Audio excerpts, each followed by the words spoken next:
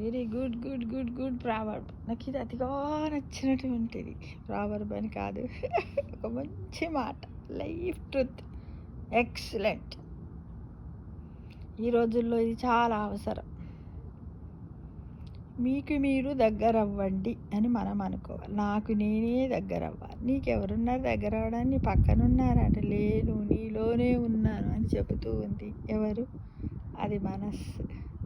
దేహం చెప్తుంది, దేహం నేనున్నా, నాలోనే మనస్సు ఉంది, మనస్సులోని అంతరాత్మ ఉంది. మీకు మీరు దగ్గర అవ్వండి అంటే ఈ ముగ్గురు కలిసి ఒకటి కండి అని చెబుతుంది అనమాట. అంటే మనం ఒక్కొక్కసారి విసుగొస్తుంది, అబ్బా ఏంది ఇది అది ఇది అని. ఈ మధ్యకాలంలో చాలా మట్టుకు అందరు జబ్బు పడిపోతున్నారు. వాళ్ళు ఏమనుకుంటారంటే ఈ బతికేందట వేస్ట్. అలా అనుకోకండి. మీరు మీ పట్ల ఇష్టతతో ఉన్నారంటే మీ నుంచి మీరు దూరం అయ్యారని అర్థం.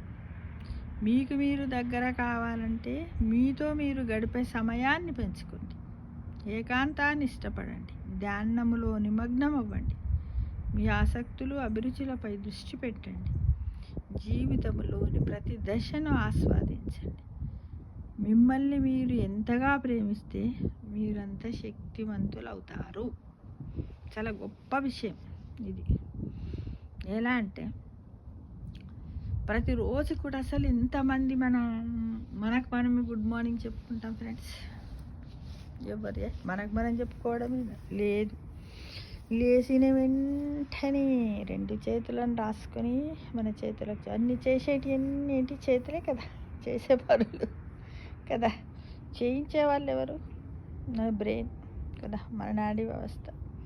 పొద్దున్న లేవగానే కరాగ్రవసతి లక్ష్మీ సరస్వతి దుర్గామాత అనుకుంటూ మనము good morning to me, I love to me, I like to me, I kiss to me, I like the nature, I love the nature, I kiss the nature అనుకుంటూ ఇష్టదైవాలను స్మరించుకుంటూ దండం పెట్టుకుని భూమాతను తాకి దండం పెట్టుకుని ఆ తర్వాత బాడీ ఎక్సర్సైజులు చేస్తూ అబ్బా today is good day for me, today is good day for me, today is good day for me, thank you God for everything, thank you God for everything, thank you God for everything అనుకుంటూ మనము నిజంగా మన యొక్క దినచర్యను ప్రారంభించినట్టయితే ఆ రోజంతా మనం హ్యాపీగా ఉంటాం.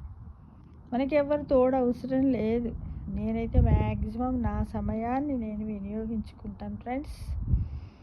ఎందుకంటే మనకు మనమే ఒక ప్రణాళిక చేసుకోవాలి. దాంతోనే మనం హెల్తీగా ఉండగలుగుతాం.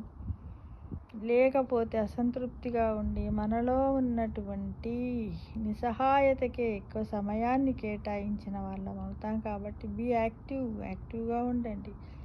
టైం టు టైం ఏది చేయాలి, ఫుడ్ తీసుకోవాలి, వాకింగ్ చేయాలి, వాటర్ తాగాలి, స్నానం చేయాలి, దైవారాధన చేయాలి, రాసుకోవాలి, తినాలి, పడుకోవాలి, లేవాలి, ఫ్రెండ్స్తో ఈ విధంగా రకరకాలైనటువంటి దాన్ని మనము ఒక టైం టేబుల్ రూపంలో పెట్టుకోవాలి ఫ్రెండ్స్, పెట్టుకోవాలి. చాలా వీడియోలలో కూడా చెప్పాను. నా వీడియోలు అన్నీ విన్నవాళ్ళు ఏంది మూకి ఇదే సుత్తి చెప్తే లేదు. మీ జీవితానికి ఆనందాన్ని ఇచ్చేది, మీ మనస్సును తృప్తిపరిచేది ఇదే. కాబట్టి తప్పకుండా ప్రతి ఒక్కరు పాటించాలి. నిజం, రియల్లీ. నేను మాత్రం డైలీ చెప్తాను. తర్వాత నైట్కి కూడా నా శరీరంలో ఉన్నటువంటి ప్రతి అవయవాన్ని నా స్పర్శతో టచ్ చేసి గ్రాటిట్యూడ్ తెలిపి గుడ్ నైట్ చెప్పుకొని నేను మరీ నిద్రపోతాను ఫ్రెండ్స్. రియల్లీ. నేను లేచే మంచానికి, పడుకునే మంచానికి కూడా నేను థ్యాంక్స్ చెప్తాను. అంటే అబ్బో వింటదా దానికి మనస్సు లేదు, కానీ మనము మన బాధ్యతను నెరవేర్చినాము అనే సంతృప్తిని పొందడానికి ఇలా చేస్తాను ఫ్రెండ్స్. నేను మాత్రం ఈ పనులు ఎక్కడ ఉన్నా 24/7 నేను ఇవి చేసుకుంటూనే ఉంటాను. కాబట్టి ఏకాంతంగా ఉండడానికే ప్రయత్నం చేస్తాను. అంటే అంత టైం కాదు. అంత టైం అంటే ఫ్యామిలీతో ఉంటాం, ఫ్రెండ్స్తో ఉంటాం, బయట నేచర్తో ఉంటాం, అందరితో ఉంటాం. కానీ బాధపడుకుంటూ మాత్రం ఉన్నా అనుకోండి, అసలు ఉంటే అప్పుడప్పుడు నాకు కూడా వస్తుంది, నేను కూడా మనిషినే కదా. కానీ చాలా అదైపోతుంది. ఒక 2 డేస్ అన్న మళ్ళీ ఒక 24 అవర్స్ నాకు పడుతుంది. అలా పట్టొద్దని రోజు భగవంతుని ధ్యానం చేస్తూ ఉంటాను ఫ్రెండ్స్. కాబట్టి మీరందరూ కూడా ఇలా ప్రయత్నించి చూడండి, మీకే తెలుస్తుంది. ఒక వారం ప్రయత్నించండి, ఆ వారం తర్వాత మీరు దాన్ని విడవలేరు. పొద్దున్న లేచి పాటలు పాడుకుంటారు, నాలోనే అన్నీ చేస్తారు కదా.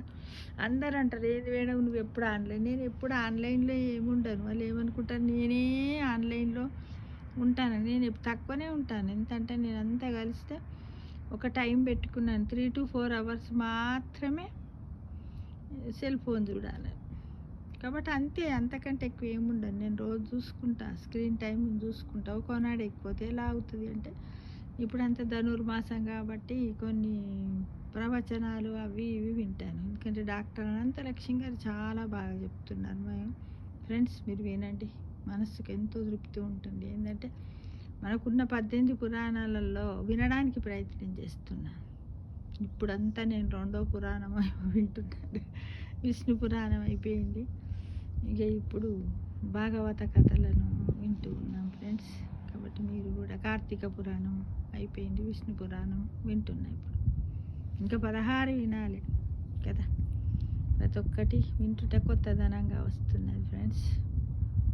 ఇదంతా మన మంచికి అంటూ thank you God for everything. ఇది కూడా అంతే, థ్యాంక్ యూ గాడ్ ఫర్